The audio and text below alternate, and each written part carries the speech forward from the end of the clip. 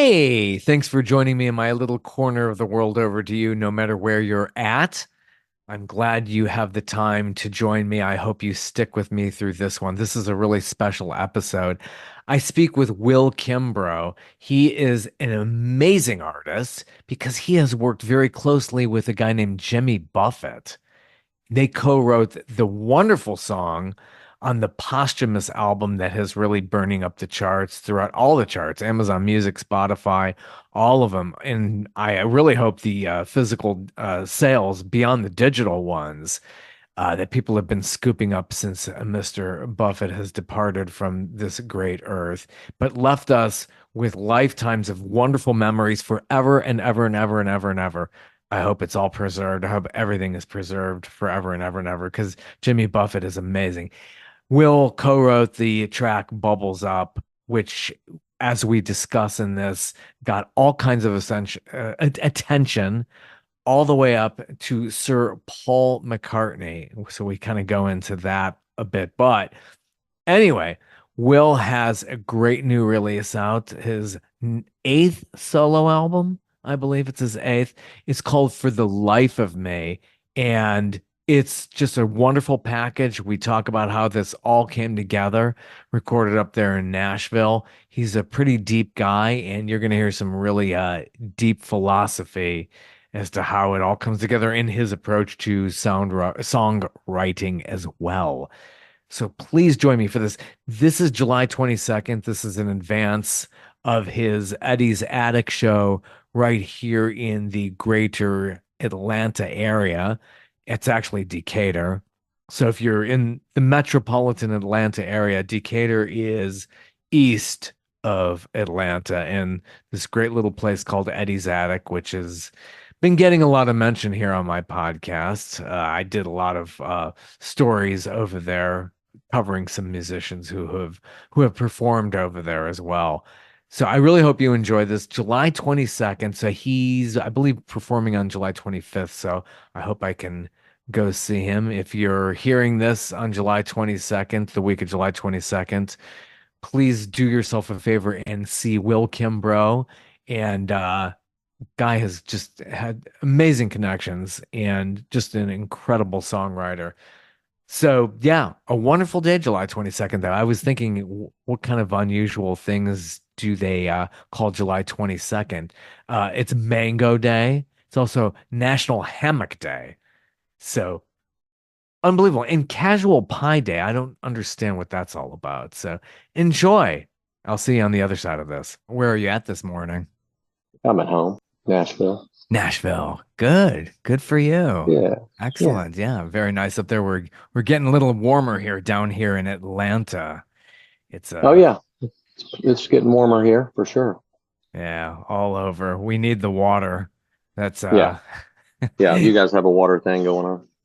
yeah, I mean once we get into like maybe a week or two, it gets a little nerve-wracking. We might be heading into another drought season, which Right. we had several years ago. It was Yeah, pretty bad. yeah, Almost over a yeah. hundred almost every single day. But Yeah, same here.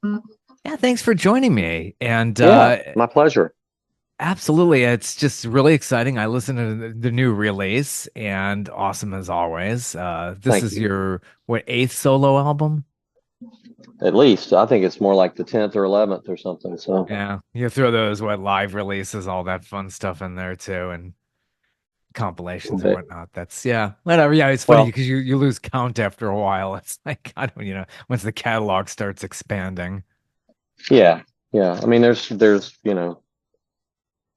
lots of bands and things like that. So Yeah, a number of lots, bands. That's yeah. yeah, lots of. Yeah, But I've been doing this a long time. So yeah, it's coming up on close to 4 decades now. So that's yeah.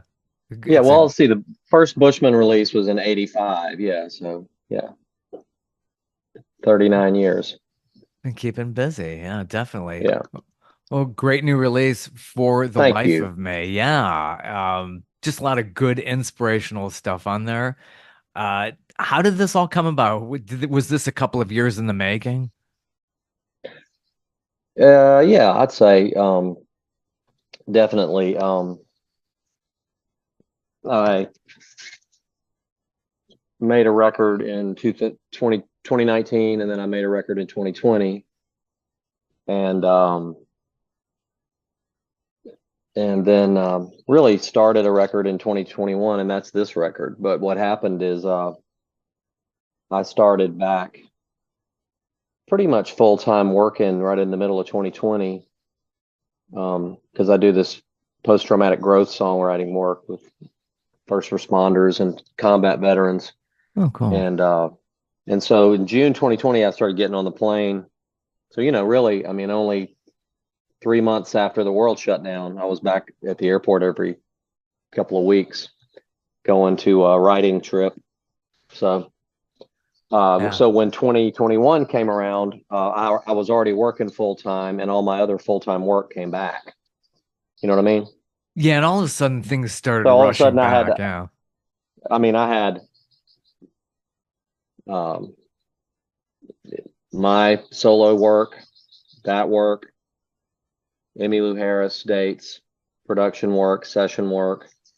And so, it's just been, ever since then, it's just been crazy, like 200 days a year on the road.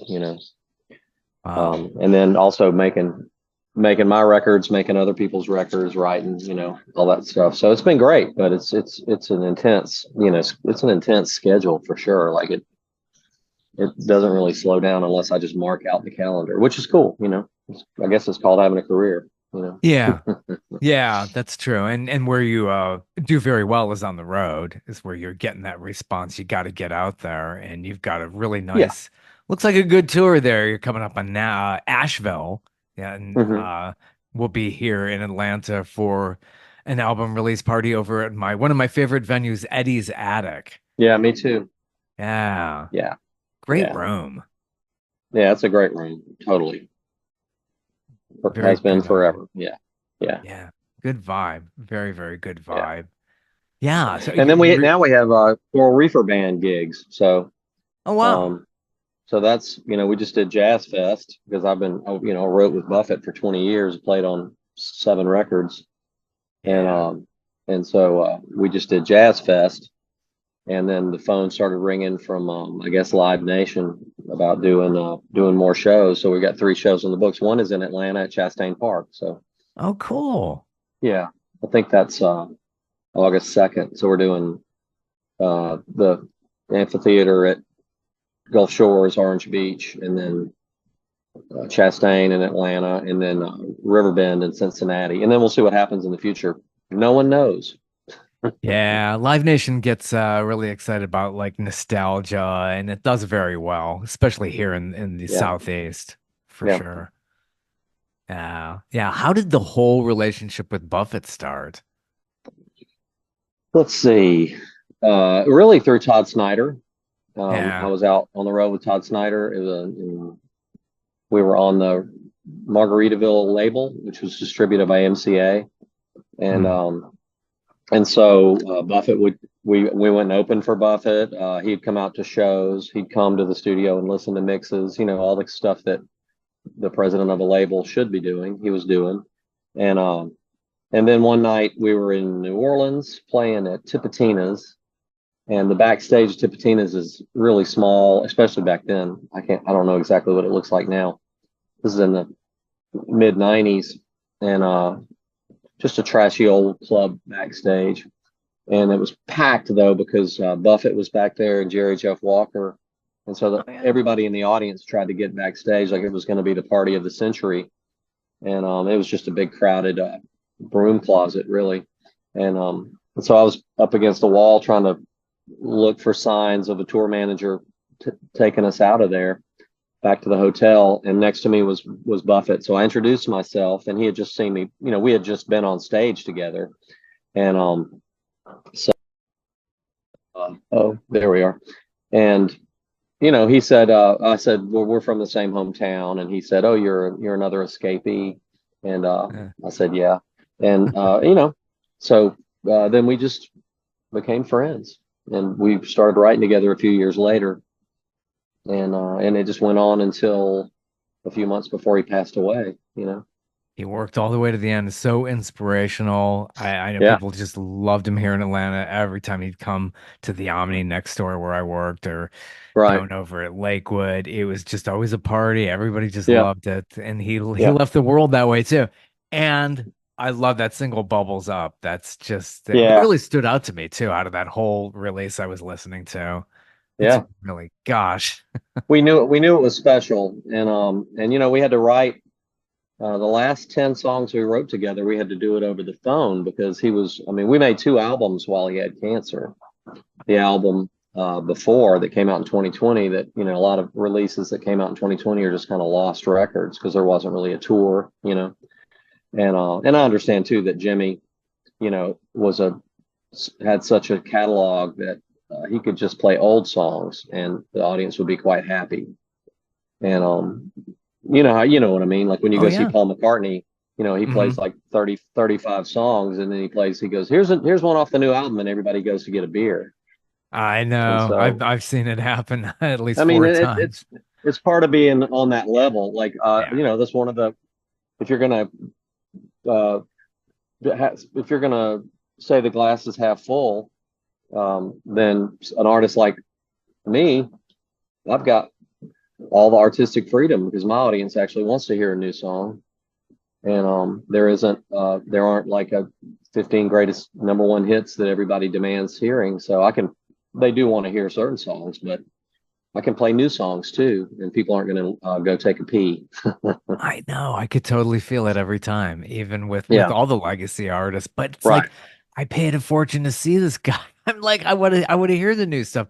I can't believe how people zone out. I just saw the Stones here Yeah, in Atlanta on last Friday, and it's just like, well, people are texting during it, and like Keith gets up to three songs, people are going off to get beers. I'm like, I paid to see all of you, not just yeah, Mick running around here. yeah. Well, to each his own, right? And Yeah, but writing that song was real. So we wrote. I mean, back to the actual writing part. yeah. We wrote quite a few songs just over the phone because he was going. He was, he had treatment for Merkel cell carcinoma for Mm. almost 4 years, I think. So that's a long time to do chemo. And so he was a hardy person. He was a physical. He was tough, and he wanted to stay alive. And he was Yeah. enjoying the hell out of his life. Anyway, but writing with him via technology was actually wonderful. He wasn't like, oh God, we got to write over the phone. He was like, this is the way we're going to do it because I got to go to Boston and get a treatment. So run with this idea this morning and send it to me, and then I'll work on it from here. And that's what we did, back and forth, and we wrote 10 songs that way, really. Um, and five of them were on the previous record. Five of them were on this Equal Strand on All Parts record. And Bubbles Up was really the first one that we did. He sent me some notes. He would take a picture of like a piece of paper, and it would just have some notes on it, maybe a few scraps of lyrics, but ideas and just the concept. And I would just run with it and just do whatever I thought would be cool. I didn't try to be him. Um, and and then he would take it and play with it and send it back to me. We'd send each other these little phone recordings. It was great. I mean, I know people that wouldn't dare write that way. They have to be in the room together, but that's not the way my life nor his life, quite frankly. I mean, he was a jet setter, and I'm a person who's on the road 200 days a year. Yeah, that's And great. The technology is fantastic to be able to do that. yeah, if you're willing, you got to trust somebody. You have to trust your Yeah. co-writer. And I know people that are dear friends of mine that wouldn't trust me to just run with the idea, and it offends them a little bit. And I don't mean that in any negative way. I just mean it's an observation of fact. And whereas Buffett was like, hey, we were, because when he decided to make a record, it was the middle of December. We made the record in the middle of January. So it was Mm. literally, we need to write this record not only over the holidays, we're talking like from about December 11th to Yeah. about January 25th. And but it wasn't a problem because he got in touch with me. He got in touch with Mac McAnally. He got in touch with Peter Mayer, some other folks, and then next thing you know, we recorded 14 songs, and it was a blast, and yeah, Bubbles Up was special. Everybody knew it. Everybody felt it. Everybody was sort of handling it with care, and trying to also not overproduce it and just play a live take of it and then add some harmonies and see Mm. where we stood. And that's pretty much what the record is. And so we listened to my little home demo, and then we just wrote down the chords and we performed it like twice, and there it was. Great. Totally. Yeah, it really sums up the character, his whole life, everything about it. It's just Yeah. like, thank God the world gave us Jimmy Buffett. It's and with Yeah. us forever, forever and ever and ever. Yeah. That's the greatest thing to be Yeah. part of that. That's Yeah. yeah.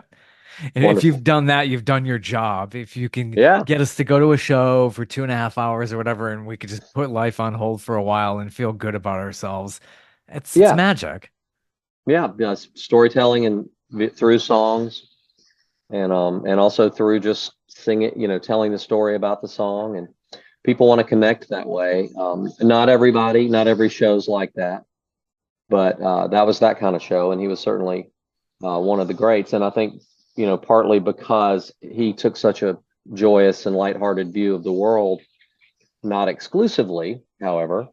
I mean, look at the song Bubbles Up. It's not heavy hearted, but it's not lighthearted either. It's about Right. somebody who's lost their way and who's sinking in the water, basically, in it, metaphorically, who's drowning, in their struggle. And but songs like He Went to Paris and The Death of an Unpopular Poet, those are just beautiful songs from his, he really idolized young Gordon Lightfoot. Yeah. And so that kind of folk singer, you know, uh, troubadour was in him, And I remember when I first heard Buffett, it was alongside people like John Prine and Jerry Jeff, Yeah. and that and Guy Clark. Although Guy was lesser known, but Guy Clark, Rodney Crowell, that crew of folks, whether they all knew each other at the time or not. I was a kid, like a 10-year-old kid, and I was hearing that music, and it definitely and even early Tom Waits, Looking for the Heart of I Saturday love Night, that. Yeah. that could be a Jerry Jeff. Well, Jerry Jeff covered it, but I mean, it's in that style. Right. And so everybody was kind of, picking up a guitar, and Jackson Brown, I mean, all that stuff. It all, to me, all ties in together. And then you go down the rabbit hole, and you become a huge fan of Warren Zevon. You become a huge fan of Randy Newman. You become a huge fan of Ry Cooder. You become a huge, it just goes, Oh yeah. and on and on and on. And then you figure out that, and then you get to Leonard Cohen, and then that leads you to Roberta Flack, and that leads you back to of course, the source, Bob Dylan and Hank Williams and all that stuff. Yeah. And of course, anyway, so working with Buffett was great. He was a great songwriter, and an open-minded, open-hearted artist who, there's there's a lot of world music in there, and musical references that he wanted to make sure he got in there. Bubbles Up musically refers to Duane Allman on the slide.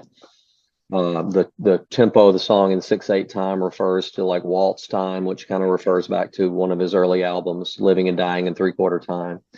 So there's a lot of little messages in there that I really liked, and like when this world is reeling from that pressure drop feeling, and of course Pressure Drop being one of the greatest reggae songs ever by Toots and the Maytals, and also covered by the Clash in my mind, because that's where I Wow. heard it first. Because I'm Huh. that age. I'm 60, so I grew up Yeah. listening to the Clash cover reggae songs, and Oh that's how yeah. I got into reggae. So Bigger Buffett than your got into time. it through Bob Marley. And so anyway, it's cool. It's really cool, and open-minded person. And I'll miss that guy, as a co-writer, because the joy of uh of playing with language and having fun with words, and then throwing in a little reference to some kind of African guitar style, that other I never got to do that with other songwriters. Like in Nashville, they're not necessarily wanting to hear that. Although there are people who know all about it here. There's any kind of music you want here in Nashville, but Mm. if you're co-writing, most of the time people are just trying to write like, something with great verses and a killer chorus, and you know And sometimes you just happen to write a great song that way that's for the ages rather than just for a marketplace, but Yeah. anyway, Yeah, Nashville is a great town for yeah, music and people just inspiring one another. Great community. yeah, So supportive, yeah. it seems like. It is. It has an energy that I don't know of anywhere else. There's the hyper growth side to it. I mean, I know you live in Atlanta, so we're sort of following the Atlanta model, like just build it Wow. all up and see what happens. And my oldest daughter lives in Atlanta and she loves it. I mean, and that's actually a better place to live for a young renter than Yeah. Nashville. Nashville's extremely um, uh, it's a terrible place to be a young renter. Whereas when I moved here, it was a wonderful place for a young renter. Um, Yeah. and I was able to move here with my band and live on nothing and do music, and pay my bills. But it's not like that anymore. You can live in a hovel for $1,600 a month in a terrible neighborhood with one Yeah. bedroom. So I mean that's not, I know if you live in LA or Boston or whatever, you're like, well, whatever, Yeah. but you're Yeah. also you're not a subway ride away from the Museum of Modern Art. You got to get in your car and drive 30 minutes, get back into town. So it's a different thing. It's not the end of the world, although it could be. Yeah. Yeah. Very well. Yeah. We never Yeah. know these Yeah. days. When you're So really, really young though, you could have like, 10 roommates or whatever, you don't care. It's like you're paying your dues that's at what that I had. point. I But mean, our yeah. rent was only our rent was 500 a month, but we split it about 8 ways, and so we were all on the road anyway. We had my band and half of Delbert McClinton's band living in a house, and we had a rehearsal basement where we could all go down there and practice. And we were never there anyway, unless we were there practicing. So it was awesome. Yeah, talk about paying the dues. Like, so many people now want that instant fame. Oh, I'll go on The Voice and that'll catapult me into, in front of the world. But like, no, to really, really make it and to really get that organic feel and become a good singer-songwriter, you got to live. You got to have something to write about. Yeah, yeah. I mean, and there are people who got famous early. I mean, look at Prince. His first hit was when he was 18. When he put his first record out, "I Want to Be Your Yeah. Lover," was a big hit, and he was 18, but he was one in a Yeah. billion kind of person. Um, yeah, and I know it's interesting too, though. You don't really get to you make choices along the way, but you don't make like one grand choice and that's your path. Yeah. Sometimes when you read about an artist that you are interested in, it seems that way, but of course the devil is in the details, but also the living is in the details and the experiences. And so I Yeah. was just talking to this. There's Daryl Sanders does a Substack, and it's all related to Todd Snyder. It's kind of like an ever evolving biography of Todd Mm. Snyder. And he interviewed me recently because I had a tour diary of the only time I went to Europe with Todd. And so I was able to, he would ask me a question, I would look it up in my diary. And so, my answers were pretty spot on because it was like, tonight we played in, Copenhagen at this place. And this is what I thought of the show. The next day we went to the airport and went to Oslo or whatever. So that was fun to Yeah. remember. It made me really kick myself for not keeping a physical diary all these years. Yeah. I It just did takes it. some I did it for a discipline. while. Yeah. It takes a lot and in that band, I was just literally the guitar player. And so whenever we traveled, I was just following whoever telling me where to go. So I would sit there and write in my journal, and it was great to have it. So yeah, Yeah, and you still do it kind of old school notebooks, not really having to type this into your iPhone or Droid. yeah. Although we have all that, and that's pretty cool. But just good luck trying to find it and put it all in one place. I mean, you can do it, but in fact, I had a friend recently. I do a Patreon thing, and where people subscribe to your creative content, and I started it in 2020, like so many people, but I've kept it going. And Cool. I had a patron at the time who was experiencing some pretty intense, mental, um, I don't even know what to call it, mental health situation. And and then he stopped being a patron. He deleted his account, but he had sent me these long messages on Mm. the, and so they're in my Patreon. And his brother, this guy's brother, reached out to me recently and said, "My brother told me he wrote a novel on your Patreon." Oh my And I was gosh. like, "Do you mean he wrote a novel about my Patreon?" And he said, "No, like he sent you." And I guess what he meant was he wrote you these long messages, but nobody said that. They said he wrote a novel. So I looked it up and I was able to copy and paste. And I just sent the guy this long email. I was like, "Okay, here it is. You're going to have to copy this into a document and look at it." Hmm. And it really was about, I mean, it was thousands and thousands of words. Oh my gosh. So yeah, kind of But it was rambling there. fascinating. But well, it Yeah. was memory about that included me. He was having these memories Hmm. of like going to see our band back in the early '80s, and so it was kind of fascinating to me. And then some of it would drift off into what may or may not have been just sort of Yeah. uh, delusional or whatever, fantastic kind of stuff. But anyway, they're mainly referring to living a life. One of the things that Sure. you can do if you're on the road all the time, when you first start doing it, like if you're partying or whatever, if you're having drinks after the show, those are experiences, but you're probably not writing them down. And you're probably having a similar conversation from night to night in bars with people. But if you start paying attention to whatever's happening, and even if you're just driving in a car or in a van or a bus or at the airport, you can check in with the world. And one of the ways is just to read, like read good writing, and Yeah. listen to great music. And then whatever you're thinking about, write it down. Um, when I do that post-traumatic growth work, I mean, I've written,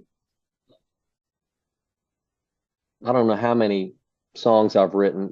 It's probably a couple of hundred songs I've written with all those folks, with Songwriting with Soldiers and with the Warrior Path post-traumatic growth program.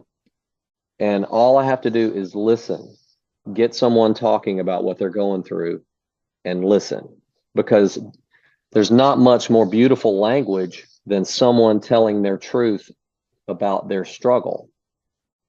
And there's humor, Sure. there's pure humor, there's dark humor, there's uh, confessional prose, and there's also seeing the light at the end of the tunnel, or seeing the light in general. Like, this is how I saw the light. This is how I decided I wanted to live instead of kill myself, etc. I mean, that's literally what it's about. Hmm. And so it's very inspiring. It can be heavy, but for the most part, you're with people. I'd say 99.999% of the time, you're with someone or a group of people who are simply trying to get better and working really hard at it and have a better life. And so, what's more inspiring than that? And Totally. so, I love that. And so I constantly am with people I'm only going to be with, in all likelihood, that one evening for a couple of hours, and the next morning for an hour while we go back over what we wrote. And then I move on. But it stays the experience that I'm having. It might not, it's not me like living in Prague or digging ditches in, New Mexico, or, some kind of like Sure. Jack Kerouac on the road kind of idea. But nevertheless, you meet people and have a real conversation with them, and you listen to them and write down what they say and make a song out of those words.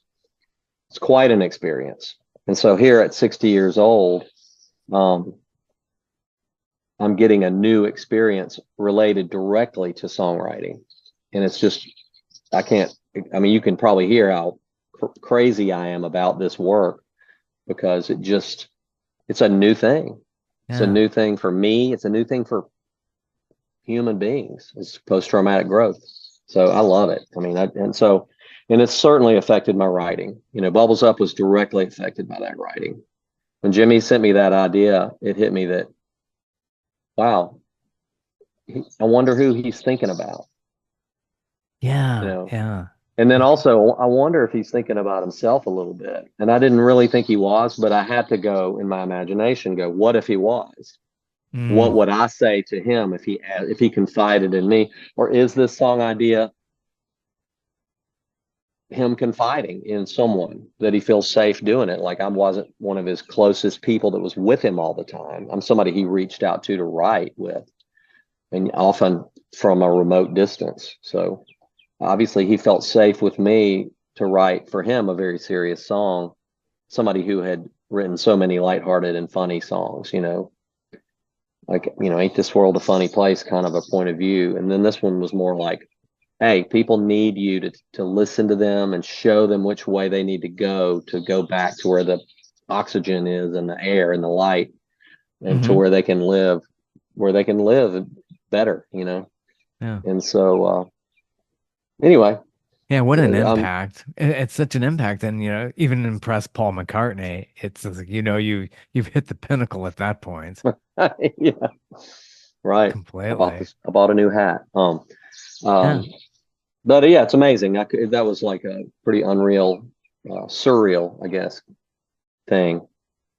And yeah, so and then it was a interesting that I had planned, to put out my solo record, and I understand too that I'm not front page news like Buffett was. I'm not that on that level of Sure. fame, and but I just decided to go ahead and keep my release date because um, well, why wait? It had taken long enough. You asked me earlier, and I kind of just Yeah. started rambling, but Yeah. about if it took a few years to put it together.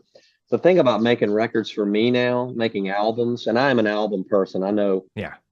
I talk to young people all the time, and they're talking about, we're all about releasing singles and then seeing if there's a value in putting out an album. I'm just an album person. It's kind of like asking a novelist to only write short stories and only release one at a time.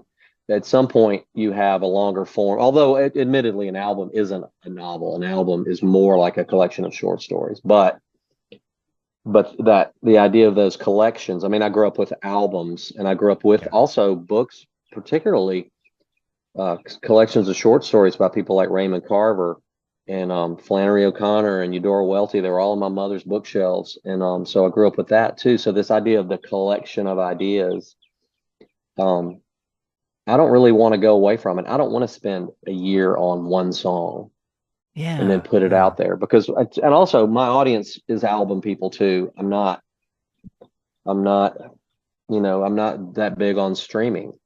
I'm more interested. People are more interested in coming to hear a new song and hear me tell a story about it. And so, for a songwriter, that's a great place to be. Um, for a popular one would be popular artist, it's not as good as you'd like it to be. But at the same time, the variety of things that I get to do is pretty astounding. I mean, I literally uh, went from uh, a series Emmylou Harris tour dates to my record release show to Jazz Fest with the Coral Reefer Band Mm. to playing Preservation Hall with the Preservation Hall Band, playing one of the songs that Jimmy and I wrote, and they played on the album to close the whole Jazz Fest at midnight on Sunday at Preservation Hall. And then I got up the next morning at the crack of dawn and drove back to Nashville with my wife. And then I got up the next day at 3 o'clock and flew, ended up in Southwest Missouri writing with combat veterans and first responders. And now, why did I do it that way? Because, you know, Emmylou, my solo career, the Jimmy Buffett organization, Jazz Fest, Preservation Hall, and Songwriting with Soldiers, and Boulder Crest Foundation's post traumatic growth program, they don't revolve around me. Yeah. Yeah. You're I, part I of it. work, I work, I'm a basically, for lack of a better word, a freelance worker that works for all of them from time to time, including myself. I work for Yeah. myself. And so for me, that variety, and there's even more, there's a new Shamika Copeland record coming out, and this will be the Yeah. fourth record I produced for her, and Huh. also probably contains 7 or 8 songs that I co-wrote And so I'll end up with like 25 songs I've written for Shamika Copeland. So it's not about quantity either, but that's just, sometimes you look back on what's happening and go, wow, that's amazing. We've produced 4 records. We've actually made 5 together. I played on one before that. And then we've written like 20 something songs. And this is just somebody that I only see every once in a while. And then we'll get together in this intense period of time and hammer out songs and hammer out a record. And then she goes her way and I go mine. And but what a lucky thing to have if you're going to write some version of contemporary blues. And with her, it's all over the place. You know, Sure. we've worked with Jerry Douglas and Sam Bush. We've worked with Dwayne Eddy. We've worked with Jason Isbell. We've worked with Cedric Burnside, Reverend Charles What a from great the list. Yeah. High Records. I mean, it just goes on and on. You know, it's like uh, uh, You got a great list there. King, Yeah, King Steve Poltz and Kingfish. yeah. Yeah, it just goes on and on. So yeah, Steve Poltz, Todd Snyder, Rodney Crowell, Emmylou, Kim Ritchie, Yeah. um, and Amazing. then Shamika and all those folks. So it really is, and I can see how a different kind of person. Like I'm almost overstimulated by being around people that I need to. It's really good therapy for me to go off by myself and do solo tours and to do this post-traumatic growth writing, because that's just me by myself. I show up somewhere and meet 8 people that I've never met before, and we write a song. 2 hours later, we finish the song using their words and their stories. And and then you flit in and out of their lives and let them get back to what they're working on. And meanwhile, Hmm. they have this song and this recording of someone who listened to what they said at great risk to their own traumatized psyches. As part of PTSD is that telling your story is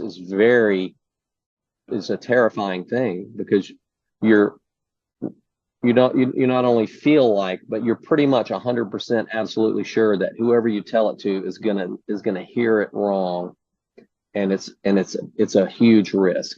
And Oh, that's why sure. people get so isolated, because they don't tell anybody their story. Oh, yeah. And so you're literally getting this story and holding it in your hands like a little bird egg, but Hmm. also having to write it down and having to, within 2 hours, go, okay, I've taken what you said, what you said, what you said, what you said, and what you said, and I made a verse. Check it out. And I pick up the guitar and Sure. play it, and then I go, and then remember what you said about that sort of summed it all up? That's the title. And here's how the chorus goes. And oftentimes what happens then is that those folks don't even recognize their own words, even if I'm singing them verbatim to what they said. And that's fascinating to me. And what it indicates is that there's a transformation that happens, that those words are transformed into something else. The person that lived the story and told the story is having it sung back to them, and it's now different to them. They hear it different, yet it's exactly what they said. Mm. And that's Yes. so fascinating to me. But Uh, not only fascinating like I'm a scientist observing ants or something. It's more like, it's fascinating that, because I'm somebody who was always willing to sing what I was thinking or feeling, whether it was just something I thought was fun and cool to sing and was clever and fun, or whether it was pouring my heart out. But I was always getting it off my chest. I was always moving on to the next story. And as it turns out, it's a pretty healthy way to live. yeah, What is totally. the writer Joan Didion says, we tell ourselves stories in order to live. Yeah, And true. whether they're true stories or not, or whether they're just the stories we need to tell ourselves so that we can continue living. And um and I love that, and I hear that every time I go work with people. I'm like, and I tell them that, I say, look, we're human beings, we need to tell stories. So if you aren't telling your story, then something's wrong, and it's gonna hurt you and the people around you. And Yeah. so tell your story in some way. It doesn't have to be a verbal story or even a song. It can be teach somebody a recipe that your father or your mother taught you or your grandparents. It tells a story about who you are. And that's why people love songs and songwriters, and to hear the story behind the song. Again, not 100% of the people 100% of the time want that, but when you're with people who like that, it's just a valuable connection. So that's kind of why I do what I do. Yeah, and it's nice to be on your own solo, being the boss, doing your own album, which you Yeah. recorded there in Nashville. Seems Hmm. pretty basic. You had just a few musicians and yourself, some people you've worked with for a very long time, and Right. feels organic and maybe what somewhat autobiographical, but you're also reflecting on the world too in this relays. Yeah, yeah, sure. There's quite a few autobiographical songs. There's some songs that are just characters created. There's a song about John Lewis. There's a song about the Clotilda, which was the boat that brought in the last Africans into slavery into the United States in 1860. And Yeah. that's a real personal story to me because they came to Mobile, and it was 1860. And I don't know if your listeners know this, remember this from their history, but the importation of slaves was made illegal in 1808 or around that time. But it wasn't a civil rights legislation. It was to protect the slave breeding industry in Virginia, because Yeah. that was the biggest state, I that was the don't know richest that. state, and their enslaved people were having children. They were taking them away and selling them. And Amazing. so that legacy to me is important because you know that that stuff happened not very long ago. It seems like a long, long time ago, and it seems like, oh, everything's changed, but it's important to remember. And also, it's just an amazing story. This happened, and there's that community that was started by those people who had been born in Africa that then were sold into slavery.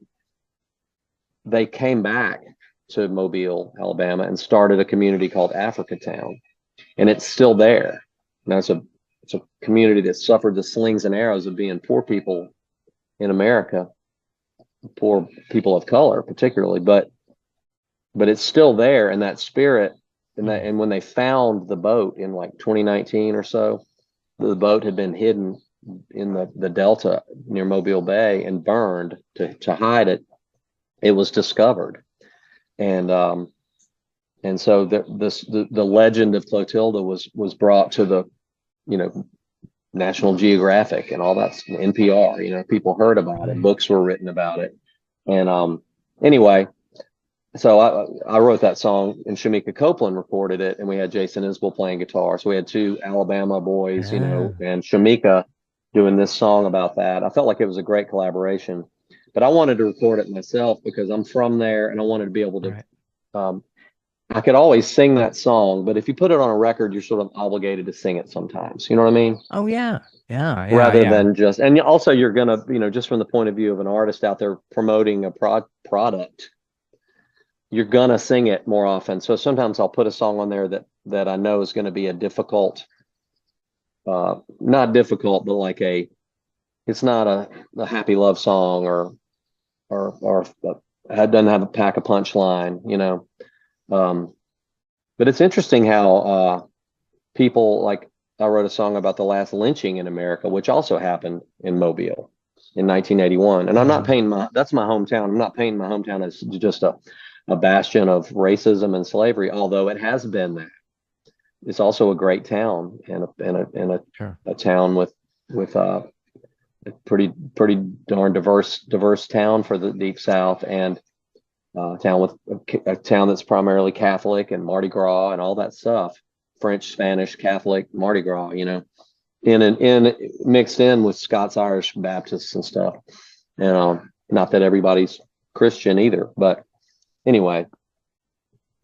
But I love my hometown, and so part of love is telling the real story. Yeah, yeah, it could Like if happen you, anywhere though. Any of this kind of racism, discrimination, every town's got that history. So I just, the South obviously gets painted with more of it than most of the region, but like it's everywhere. I grew up in Cleveland, yeah, Ohio. It's right, it's right. racism's everywhere. But I grew up with George Wallace as the governor, Oh gosh. Yeah. and Yeah, when I true. was 17, Michael Yeah. Donald was lynched in 1981, and that didn't happen in Cleveland. Stuff happened in Cleveland, Yeah, but not true. that. And Not on also that level. because it was a port, it was a port city where cotton came Yeah. down the river and then out into the Gulf and over to England and places like that and up to the mills of New England. People got rich off cotton, and so Oh yeah. they were dependent on the slavery agriculture system, and so that's why we had a civil war. Yeah. So, Oh, so I mean, and yeah. I'm not paying. I'm just sort of saying Yeah. that Huh. history also says. I mean, the South is a great place. It's also a place of great cruelty and bloody history. So is everywhere, right? I mean, but that's where I'm from. So that's the story Yeah. that I tell. And so yeah, it's personal, and it's also sort of telling history from the point of view of like, well, this is where I'm from, and so when I walk these streets, I'm thinking about those things. I'm also thinking about where I'm going to get some shrimp, or some get a po' boy, Right. or where I'm going to stand and watch the Mardi Gras parade go by, or where I'm going to play music for people who love music, and there's a great music scene. And at the same time, I'm going to think about what it must have been like to be jumping in the water off that Clotilda boat Mm. after riding across the halfway around the world in chains in the bottom of a boat, and then you know going to shore in this swampy place in Alabama. And then actually after the Civil War and the end of slavery, as many of those folks as could get there came back and started a community. And there's something about that that just Yeah. it's a beautiful human resilience. And there's still the folks are still there that are direct descendants of those people. And so there's a your imagination goes to this iron strength of spirit that just I admire so much. So I want to tell the story. Same with Yeah. John Lewis. Yeah, and this is a River of Roses. That's Yeah. your civil rights ode. Yeah, I mean, John Lewis, I've met on several occasions. I reviewed Wow. his autobiography for the CNN.com site, so Wow. got to know him Awesome. over the years. Yeah, great representative of the then Fifth District, which included Right. Atlanta. It's Wow. gerrymandering is huge all over the place, so that's Oh changed quite yeah. a bit. But Yeah. You should see our district yeah. is like a snake.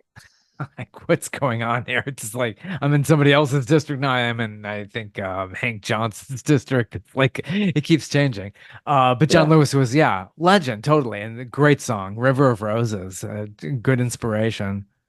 Yeah. So, I'm just kind of carrying on. I mean, I think, and also I think this is interesting too. When I about a week or two before I recorded the tracks for this album, the 9 of the 11 tracks, 2 of the songs I recorded at home here, but not the bulk of the songs were recorded in a couple of days. It's Blackbird Studios in Nashville, which is a really nice studio. And they have a program for audio students to learn how to be studio engineers. And they'll offer around to singer-songwriters or bands in Nashville and say, "Hey, do you guys want to come in and record these days?" And well, it only costs this much. It's an extreme bargain.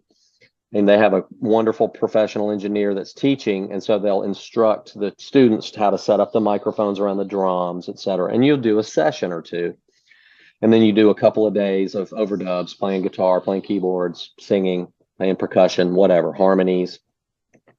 And so I did that, but when the manager of the studio called me with dates, I couldn't do any of the dates. I was on the road or busy or already booked for all of them. And then afterwards, he called me up and said, "Hey, if you can come in next week, it'll be free." And it wasn't a money issue for me, but he just said it'll be free. And I thought, wow, well, I should try to do that if I can. And it turned out I could do it. So I called my friends, a drummer, Brian Owings, and a bass player, Chris Donahue, and they were available. So I hired them to come in. And then I thought, well, what am I going to record? Because I wasn't planning on making an album next week. And of course, I'm a songwriter, so I could just record whatever songs I had. But instead, I made a list, and it was 9 of those songs. And I'm trying to think which ones I recorded there. I think I recorded Isolation and For the Life of Me at home. So all the rest of the songs were done here, I mean, at Blackbird. And I just wrote down a list, and it took me about Nice. 5 minutes. Huh. And I thought that was interesting too, to be in a place in life where somebody can call you and say, "Hey, you want to make an album tomorrow?" And you're like, sure, and then you're like, "What can I record?" And you just write a list in 5 minutes, and it turns out to be what feels like a very coherent group of songs that go together. And in retrospect, and so and then I had two others that I recorded at home. So yeah, it was an interesting place to be in life. Like I write all the time, so there's always songs that I'm wishing I could figure out what to do with. And it isn't so much like I'm in Nashville and I can just pop over to Music Row and play a bunch of songs for people, and every young country artists are cutting my songs. That's not the case. I mean, I'm not that kind of writer. I may be again someday. That fashion of that world changes and morphs, but it's very, very youth oriented, and it's all about that sort of like, it's almost like uh more like the songs remind me of like R&B songs from the 90s. They're either just like super love songs, girl, I'm gonna, Right. girl, I'm gonna take you out, and then lay you down, or just how fine you are, or also how awesome I am. Like, I'm so awesome, I'm a cowboy, or I'm a country boy. It's like I just I don't write songs like that very well. Yeah. Um, Yeah. it ain't how I was raised. I wasn't raised to brag on myself. And but anyway, it's Yeah. interesting. It's interesting to see like and then you write a song like Bubbles Up where literally people respond, and yet there isn't a radio format to really play it. Like, they worked it to adult contemporary, but it's probably a little too folky and country for that. Yeah. They played it some, but it's like a world of custom tailoring for each market. And if you're not exactly like that custom tailoring requires, and that's why the Americana radio is so great. And I know people are like, "Oh, what is Americana? What does that mean?" Yeah. It's just country that couldn't make it in the mainstream. And it's like, well, not really. It's Yeah. it's also people like Emmylou and Dolly Parton who are in the Hall of Fame and who have like 20 Grammys and who play arenas and theaters. And it's also just music that doesn't have that, laser focused niche of like what the marketplace requires. So it's really an artist's format.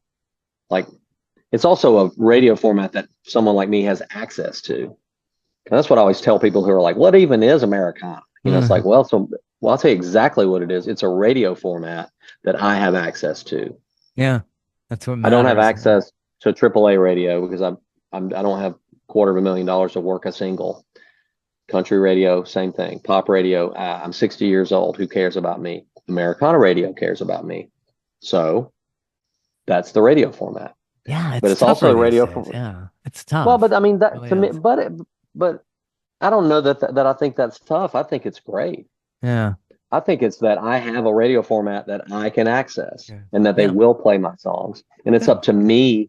And like, for instance, if we're talking about my career, I have an unusual career because I have all these things that I love to do. And I have had Mhm. people say, "Why don't you just focus?" And I'm like, "Well, I'm focusing on singing a harmony with Emmylou Harris and playing a solo with her because she's one of the greatest singers that ever Yeah. lived, and I get to play with her." Okay. Yeah. Privilege number one, Emmylou. Right. Privilege number two, Jimmy Buffett called me to write songs and play on his albums. Yeah. Well, who wouldn't This- want to do that? Paul McCartney played on the album, and so Yeah. did I. Hey, and then I wrote a song with Jimmy. Paul didn't get to write a song with Jimmy, but Paul liked it. Privilege number two. Privilege Yeah. number three, producing Shamika, one of the best voices that in contemporary blues ever been around, with the legacy of her dad, Johnny Copeland, and the legacy of other people that have produced her include Dr. John, Oliver Mm. Wood, blah blah blah. So, um, Yeah.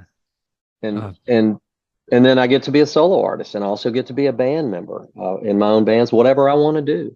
And then I have an audience who's open minded to hear, like, "I wrote a new song today. Y'all want to hear it?" They're like, "Yeah, I want to hear it," rather than like, "Oh, well, I'm going to go get a beer."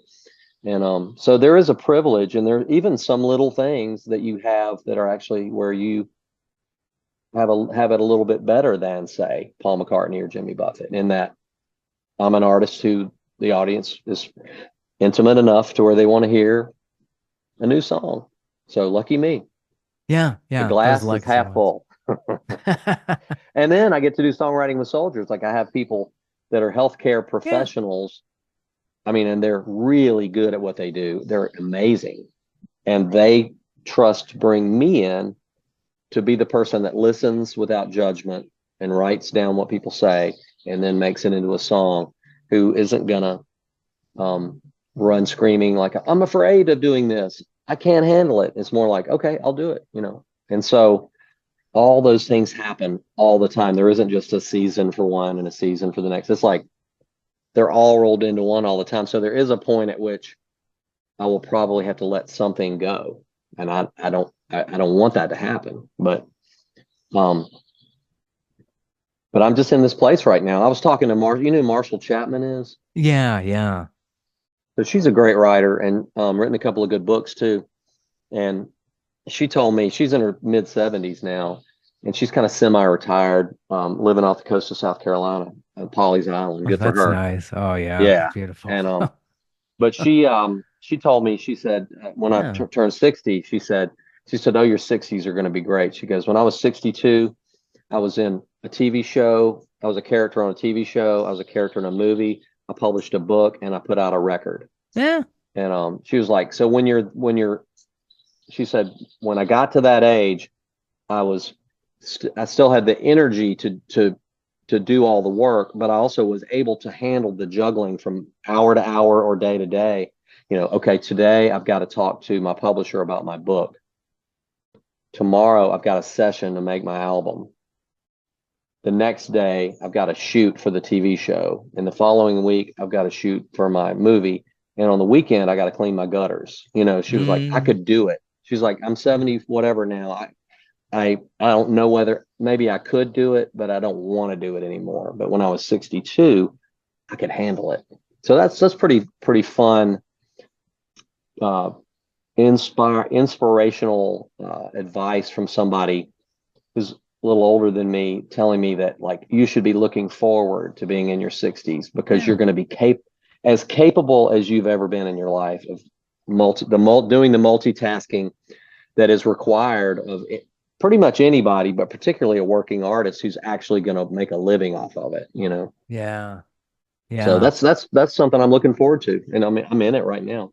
Yeah. Keeping in good shape and mentally, physically, all that stuff, and you can keep going. And who Yeah. says that you have to age out? What's that all about? So, Well, yeah. I'm out there with Emmy Lou, and we're doing 2.5 hour shows, and she's Yeah. 77. Ah. Willie's out there, Dylan's out there, of course, and of Yeah. course there's all these. I love my real listening passion is is jazz music from like the 50s through the probably through the 60s and early 70s, but and anything too, modern contemporary stuff and really old stuff. But I really love that era of recording: Blue Note Records, Verve Records, Riverside Records, Prestige Records, etc. And there's so many of those musicians too who are for Charles Lloyd. He's my mother's age. He's 86. He just Yeah. made a new album that's incredible. And just when you think he's playing like a nice slow mellow thing, Yeah. then it kicks up a notch and it's like these 10-minute songs, improvisations. And he's Nice. doing all he's taking it everywhere he can take it, from beautiful to raucous to atonal to back to beautiful. And he's out there on the road, playing. So that's inspiring too. It's like just I love to play because I'm a musician as well as a writer. I play on recording sessions and play multiple instruments, and so that's a part of my fuel for my fire for creativity too. Is going and playing for someone else. I love that collaboration. Like sometimes I feel like I'm reading an article about myself when I have a new album out and there's a piece written somewhere and they'll be like, Sure. Will Kimbrough is known as a collaborator, and it's almost like you go, is that a negative?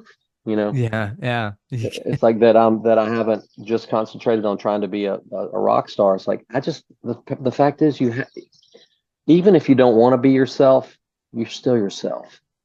Yeah. And Yeah. at some point you recognize yourself in the mirror and you go, oh, you're not very interested in being a star. You love to go perform, and you love to see that the room is full of people rather than empty. But at the same time, it's like you're not going to leave there and go just shopping for clothes or learning dance moves. Not that there's anything wrong with dance moves. Dancing is art form in itself, but I'm a singer songwriter and a musician, so I'm interested in those things. So um, it's important to know yourself, and so when somebody asks me to produce a record, I'll say, "Hey, I'm a singer songwriter. I'm a musician. I'm not going to envision what your art should be. I might be able to help you get the sound that you want if I feel like it's something that I can do or something that I even like or Yeah. hopefully love. But if you're looking for somebody to steer you in a direction like a Svengali or whatever, it's like it ain't me. I'm still trying to steer my own ship, and I will just do what I tend to do, whatever that is. But it could be a lot of different things in my mind. So, but so I just like to let people know that it's like play me your songs and I'll tell you what I think. I'm not looking to mold you into the next superstar. I want your record to sound great and to move someone's emotions or make them think about something. And it took me a while to figure that out. I was trying like, how can I sell myself as a producer? It's like, well, I can't because I'm Yeah. not that kind of person. I Yeah. know people who are good at it. Yeah. You're at a good place. Good place. Good new release. Thank you. I really, really enjoyed it. It's out there. It's all over the place. YouTube. You could actually, can you get this on vinyl as well? Hmm. New Yeah. album. Yeah, Yeah. it's got a great many songs on there, and just go out there and get it for the life of me. Will Yeah. Kimbrough. Thank you for stopping by. I really, Thank really you so enjoyed. much. I really enjoyed it too. Take care. Hope to Hope see I you see you maybe at Eddie's. Eddie's Attic, late July of 2024 as we speak. Come on. Good All right. deal. Well, let's do it again sometime. Hope I Take see you. care. You Hope to too. see you. Have a good one. Bye You bye. too. Bye. And I hope you enjoyed that talk. I know he gets pretty deep. He's a smart guy, incredibly creative, and a pleasure to speak with. I really enjoyed it. So until next time, take care.